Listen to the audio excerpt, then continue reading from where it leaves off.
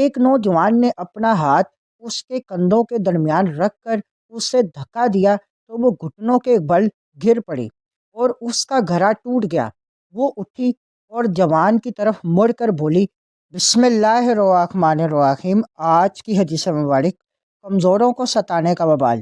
سنن ابن ماجہ، حدیث نمبر 4010۔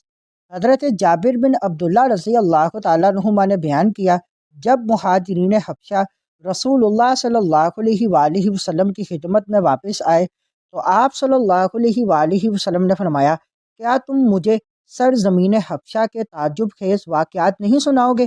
ان میں سے ایک نوجوان نے عرض کی، کیوں نہیں یا رسول اللہ صلی اللہ علیہ وآلہ وسلم؟ ہم بیٹھے ہوئے تھے کہ ایک بوڑھی راہبہ ہمارے پاس سے گزری جس کے سر پر پانی کا گھڑا تھا۔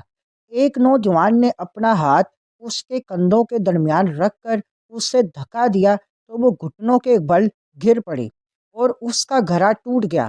وہ اٹھی اور جوان کی طرف مڑ کر بولی، اے دھوکے باز، جب اللہ تعالیٰ کی عدالت لگے گی وہ اولین اور آخرین کو جمع کرے گا اور ہاتھ اور پاؤں ان کے اعمال کی گواہی دیں گے۔ اس دن تو جان لے گا کہ رب کے حضور میرے اور تیرے معاملے کا انجام کیا ہوگا۔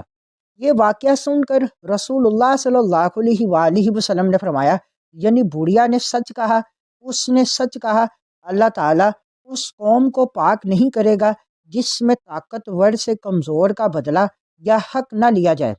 حدیث مبارک میں عوام اور ذمہ داروں سبھی کے لیے سبق ہے، ظلم سے باز رہنا بھی لازم ہے اور طاقت کے مطابق ظالم کو ظلم سے روکنا بھی ضروری ہے۔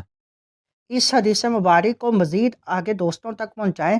مزید معلومات کے لیے ہمارے چینل کو لائک اینڈ سبسکرائب کریں۔